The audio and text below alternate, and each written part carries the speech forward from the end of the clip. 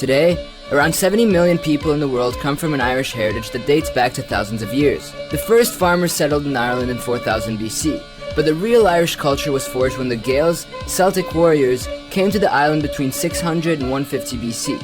A lot of Irish myths were actually stories of warriors from that time, but most are just nonsense about leprechauns.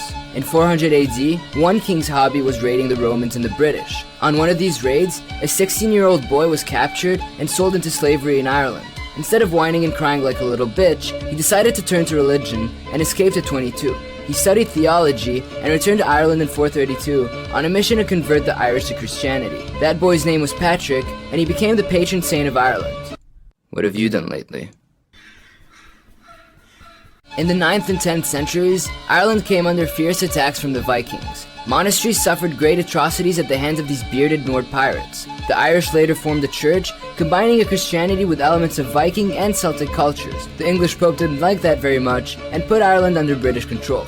In 1534, King Henry VIII wanted to divorce his wife because she wasn't giving him any. The Pope got pissed and excommunicated him for divorcing. Henry VIII decided that he didn't need the Roman Church and founded his own Protestant Church of England. In 1541, he was declared King of Ireland. This led to the arrival of thousands of English and Scottish Protestant settlers, which started a sectarian conflict in the 17th century between the Protestants and the Catholics. The Catholics were quickly subdued, and in 1778, they only owned about 5% of the land in Ireland. However, today, they constitute 84% of the Irish Republic. From 1791 to 1877, many tried to fight for Ireland's independence from Britain, like the United Irishmen. Even after their efforts were destroyed by the Act of Union between the two countries in 1801, men like the great liberator Daniel O'Connell and the uncrowned King of Ireland Charles Stewart Parnell continued to fight for emancipation. While the people of Ireland were busy fighting, disaster struck.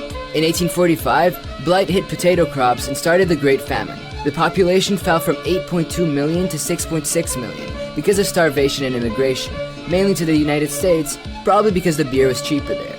In the next century, on April 24, 1916, two groups of armed rebels seized Dublin in what was known as the Easter Rising. They proclaimed the Republic of Ireland, and after a short war, a treaty was signed in 1921 that divided the country into Northern Ireland and the Irish Free State. The public opinion didn't get along concerning the treaty, and that can only lead to one thing: civil war.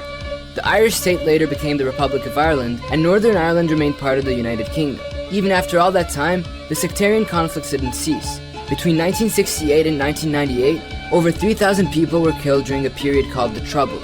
Today, Ireland is the 6th most developed country, ahead of the United States. It even produces enough beer to fill the Mediterranean Sea. No, but seriously, they make a lot of beer.